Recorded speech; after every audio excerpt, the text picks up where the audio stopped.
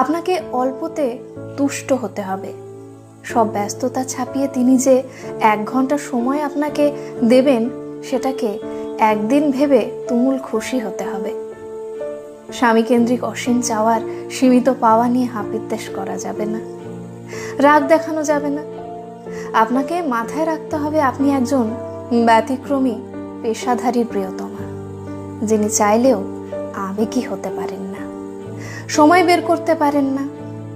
উৎসব, ঈদ, পূজা, অনুষ্ঠান, শনিবার রবিবার আর পরিবার বলতে যার জীবনে কিছুই নেই। আপনাকে উদার এবং উদাস হতে হবে।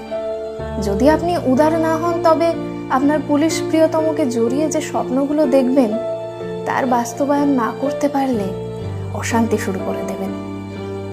আপনাকে কল্পনা করার আগে ধরে নিতে হবে ওই দিন ওর ডিউটি থাকবে।